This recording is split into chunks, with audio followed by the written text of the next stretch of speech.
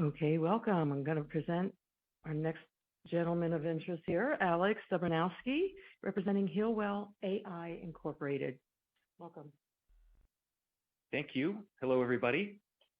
It's really great to be here at Planet Micro. So I have a fairly exciting opportunity to share with everybody. The company that I run, I'm the CEO of a company called HEALWELL AI. And just before I get into the digging a little bit deeper into what the company actually does and what do we look like from a foundational perspective, I just want to quickly cover us from a capital markets perspective. So we effectively debuted as a company 6 months ago, so October 1, and we're a senior listed company on the Toronto Stock Exchange. We're also listed on the OTCQX. And since that time, we've effectively raised 29.5 million Canadian in 3 separate financings. We've done 2 very exciting acquisitions, which I'll cover in just a moment, 1 minority investment. And from a profile perspective, we've also been a bit of an outlier with regards to our trading volume, where we've been trading anywhere between 350,000 to 3 million shares per day. And part of the reason why we've had some momentum is we have a very exciting strategic partner and strategic investor. And that's another company that I think many of you might be familiar with. It's a company called WELL Health Technologies, also a senior listed company on the Toronto Stock Exchange. So we have a very important relationship with WELL Health. And part of that relationship has really set up us foundationally for a very, very exciting roadmap moving forward, which I'll now cover in just a sec. So what is HEALWELL AI? So we're an artificial intelligence company that's focused on preventative care. And where we've anchored our capabilities, where we commercialize is through early disease detection. And I'll just take a step back for a moment. So, we have the privilege, right, of living in developed nations with very modern healthcare infrastructure. But I think one thing for certain that I think we can all agree on is that we're not great at preventative care, right? It's very much a break-fix model. I'm sure each one of us has had, personal relationships or loved ones where someone's issue or illness, of course, is caught, tragically too late. So that's the issue that we're solving. That's also our area of focus organically from a technology perspective. And it's also an area of our focus from an inorganic growth perspective. So part of our main strategic initiative for the company is to grow through acquisition. I'll come back to that in just a moment. So I mentioned we have this very important strategic partner, WELL Health, right? This other senior listed company. And WELL Health is the largest healthcare group conglomerate in Canada and has a very large presence in the US. They effectively service about 2 million patients per quarter. You can picture the company that I lead, HEALWELL AI, as really a data engine that can ingest all of this clinical information, all those clinical records from not just our partner, WELL Health, but also from other partnerships and other hospital groups that we work with today, which I'll cover in just a moment. And then we screen all those records and find those patients that are at high risk of rare, ultra rare, complex, and chronic diseases. So it's really, really exciting technology. Now, from a fundamentals perspective, I mentioned we effectively debuted 6 months ago. We're headquartered in Toronto, but we're commercially active in Canada, the US, Australia, and New Zealand. Our trailing 12-month top line is just over 20 million. We have just over 100 people that work at the company, and we have 10.5 million of cash remaining on our balance sheet, and that's after the 2 acquisitions we've done to date. We have no effective bank debt. And why I'm mentioning these things is, as I already talked about, one of our main strategic initiatives is to grow through acquisition.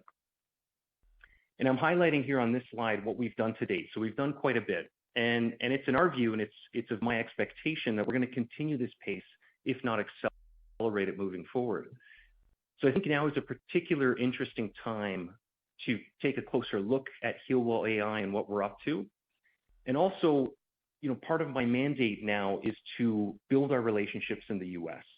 So we've done those 3 financings, like I mentioned, to date in the Canadian capital markets.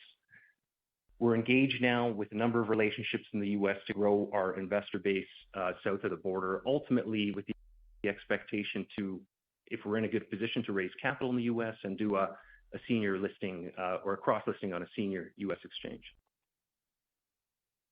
Now, I explained the anchor of our mission as being early disease detection.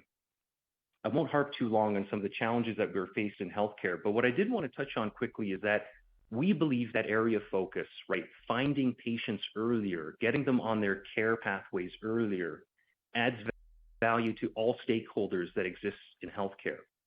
Obviously, this will lead to dramatic cost savings for the healthcare system. We're now publishing against the technology and our capabilities that we have, right, demonstrating just incredible measuring of improvement in patient outcomes, including material changes in 5-year survival rates. So it's a really, really interesting technology, and this is all artificial intelligence based.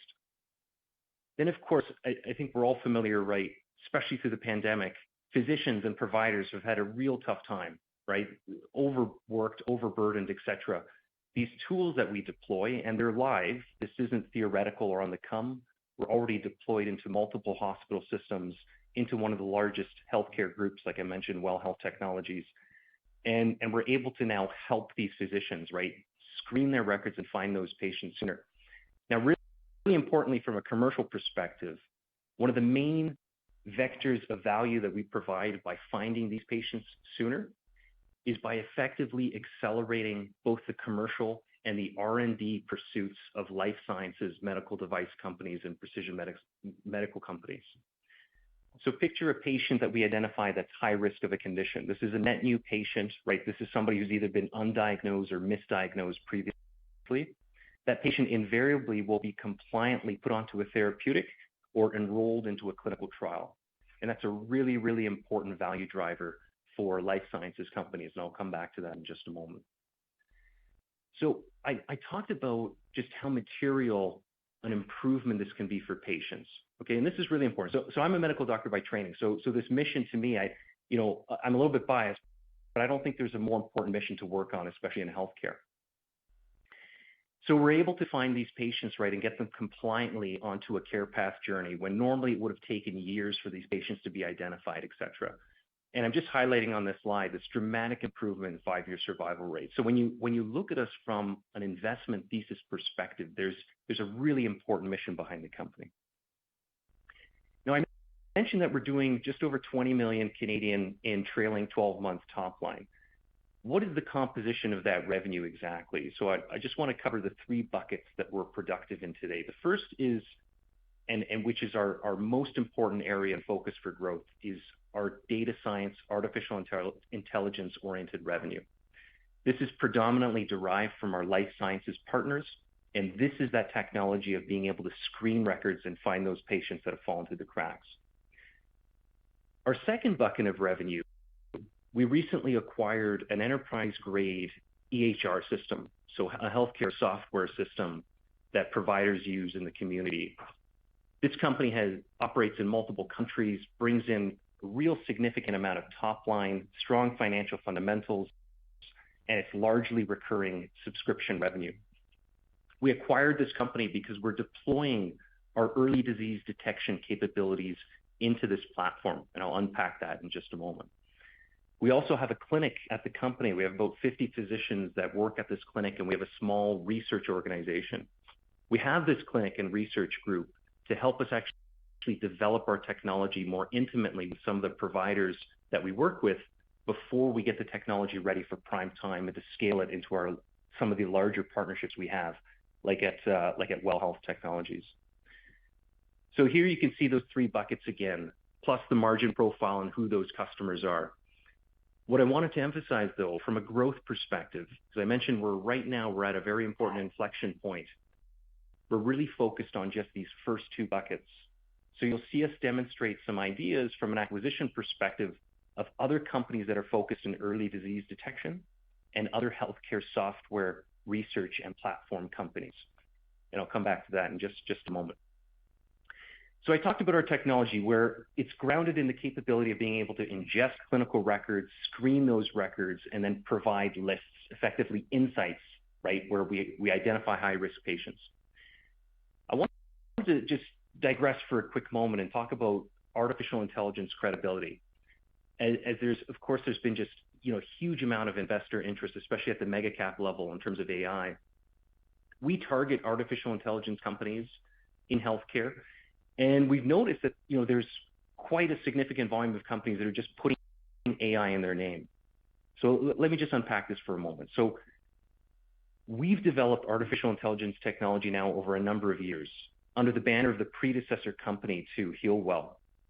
And we've been commercially active, commercially being able to actually sell clinical insights. Now we're in our 5th year of being commercially active. And it takes a lot of time to demonstrate compliance, feasibility, et cetera, to be able to monetize with life sciences companies. So that's kind of one domain of credibility. The second is we've also produced one of the largest bodies of peer-reviewed evidence, so published manuscripts that both support the safety and the capability of our AI technology. We press released a few weeks ago a really, really important research paper that we published in tandem with the largest pharma company in the world, so Johnson & Johnson, and Canada's most prestigious cancer center, a hospital called Princess Margaret. And what we were able to do is a world's first applying generative AI, so applying a large language model to identify patients in a precision oncology setting.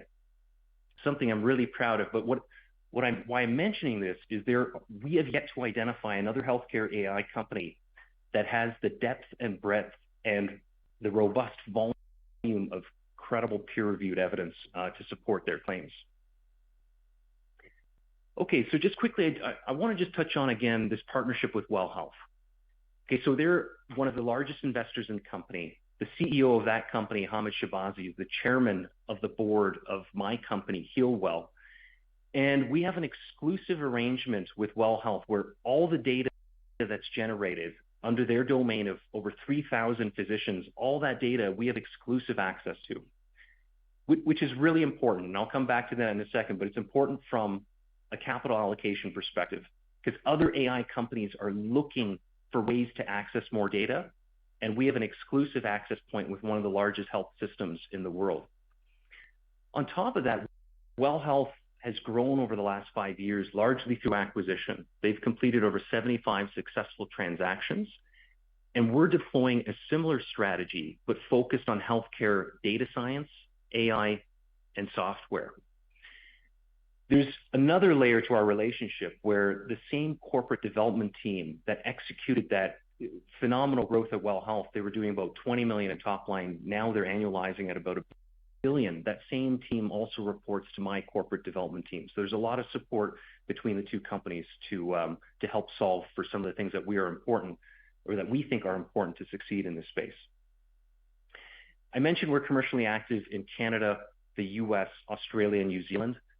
This slide here just demonstrates the portfolio of companies that are under our banner, and of course also touches on just how many hospitals, how many physicians, right, and how many patients we have access to today compliantly.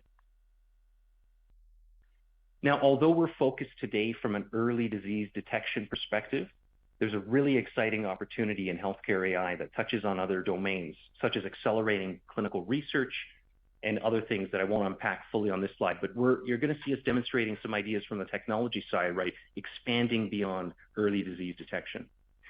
Now, I think we all appreciate just how exciting the opportunity is, right, in artificial intelligence.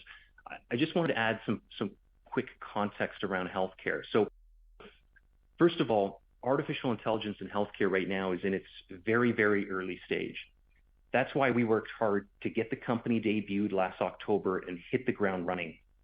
We believe that there's an opportunity here to be an early mover in this space, and we wanted to make sure that we maximized our chances of being that early mover. Now, further to that, we wanted to make sure that the company was out active in the space, growing through acquisition as the entire market in healthcare AI kind of grows behind the company. And just to position this for a moment, the U.S. spends over $4.5 trillion a year annually on healthcare. That's 4 times than what is spent on defense. I don't think there's a sector really where AI has, an opportunity to be more disruptive than in healthcare, and I'll come back to that in just a sec. So I talked about how important it is for us to grow through acquisition, and we've done 2 transactions to date. We're focused on 2 separate buckets. The first being those companies, those AI companies that are focused on early disease detection. We're looking at companies across all clinical and subclinical domains. These companies, as I'm sure we're all aware, right, AI companies are in early stages. They're just starting to get some revenue traction. They're demonstrating some validation.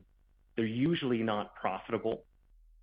So we're targeting these companies. Now, there's a second bucket that's also really important, and I'll tie this together, and I think it'll make really good sense. But we're also targeting these healthcare software and research mature operating platform companies that bring in really healthy financial fundamentals and vectors of access to more patients, more data, and also a vector for us to deploy our early disease detection tools into. So we're looking to acquire these platforms and then ameliorate them with our technology. If we just focused on AI targets, we'd buy all these very, very exciting companies, but then we'd probably just be consolidating losses because they're all still such in an early phase.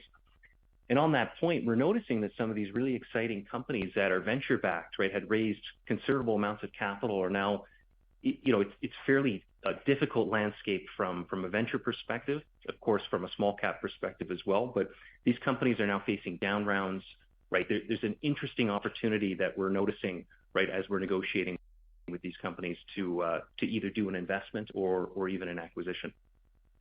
Now, to date, we acquired two very exciting companies. The first is a company called Pentavere. This was Canada's leading healthcare AI company. It expanded our capabilities beyond detecting patients of rare and ultra-rare conditions. It expanded our capabilities into oncology. This company brought in a whole roster of additional life sciences partnerships. And one thing I forgot to mention is currently we're commercially active with 7 of the top 10 largest pharma companies in the world. Names like AstraZeneca, Boehringer Ingelheim, Bayer in the USA is a customer of ours. So we already have some really exciting and established relationships. And through this acquisition of Pentavere, we added to that roster. Then we acquired that company I mentioned earlier. This is an enterprise class EHR called IntraHealth, which brought in, we're expected to do 12 million in top line, very healthy EBITDA margins, and we're already deploying our early disease detection technology into that footprint. And that company has a multiple jurisdictional footprint, over 15,000 physicians that use that platform. So there's a really, really exciting opportunity, and we closed that acquisition in early February. Now, when I mentioned from a capital markets profile earlier at the start of the presentation, I forgot to mention that we are covered by 4 investment banks in Canada that have initiated coverage. You can see, I believe we've even hit or exceeded the price target that you see here on the right of the slide. What I did want to highlight from a revenue growth perspective, from a consensus perspective, it does not take into consideration our plans to continue to grow through acquisition. On our latest earnings call and press release, I even telegraphed that we're fairly certain, we're very confident that we'll more than double our top line from where we are today within the coming quarters with the cash that we have on hand. So we're doing 20 million in trailing 12-month top line right now, and as I mentioned, we're confident we'll more than double that in the coming weeks and quarter. I'll just add quickly that we've added a slate of talents to our management team, and I'll just highlight our 2 co-chief operating officers. I think it's one thing to grow through acquisition and to grow quickly, but it's another thing to be able to integrate these companies properly and really, really synergize, as I mentioned, right? Being able to leverage this exciting AI technology we have into these software platforms, et cetera. So we brought in 2 very capable operators to complement our team from that perspective. I will also highlight Hamid here, who's the chair of our board. We announced him becoming the chair a few months ago. And again, just signaling how strong the relationship is between WELL Health, this partnership company, and my company, HEALWELL. From a capital structure perspective, after the 3 financings that we've done to date, where I mentioned we raised 29.5 million, WELL Health, fully diluted, has just over 40% economic ownership. You can see also the composition of our shareholder base. Largely, the balance is held between management and institutional hands.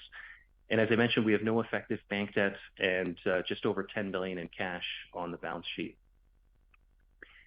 Okay, so just to recap, right, we're a senior listed company on the Toronto Stock Exchange. We debuted 6 months ago. We're focused on early disease detection, and we're going to be growing at a fairly exciting clip, largely through acquisition. right? Focused on companies, those AI companies that are also focused on early detection, that broadens our capabilities. And then that second bucket of buying these mature operating companies that are focused on healthcare software and research. So coming up, we're expecting to, be in a position to announce some pretty compelling ideas, demonstrating ideas in both those buckets. And as I mentioned, we have a very clear line of sight to more than doubling our top line in the near term. So I'll stop there, but very happy to answer any questions.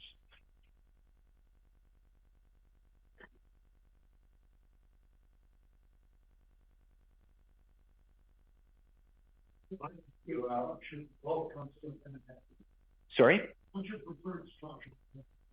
Yeah, great question. So the question is about structure, our M&A structure. So we've adopted a fairly disciplined philosophy when it comes to deal structure, particularly when we're targeting early phase AI companies. So what you'll see us do is deploy a bit of cash, stock to get us to a majority or controlling stake, and then earnouts, milestones on the back half. And we use that type of structure because there's been such a kind of a black hole of suction of AI talent into the mega cap companies that really the only talented AI people remaining are those that started their own companies. So as we acquire these companies, we don't want this talent to leave, right? So we try to keep pretty disciplined with how we use this structure.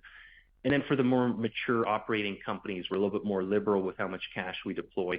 And of course, we want to use as much stock as possible because we have some currency in the market today. Is there any particular disease that you're going to focus on? Yeah.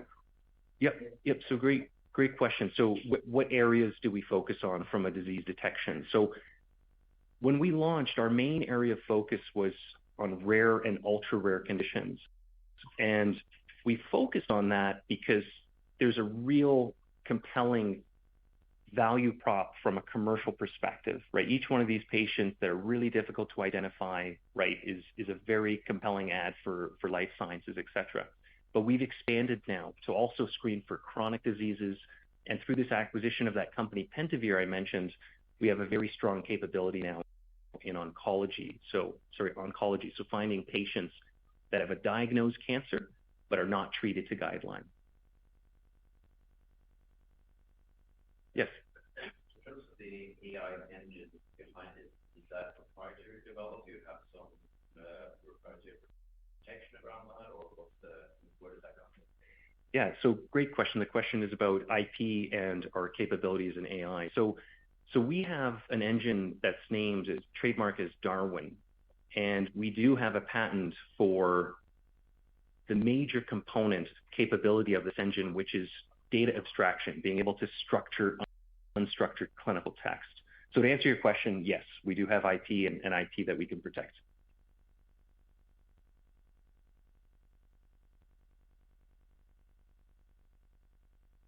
Great. Thank you very much.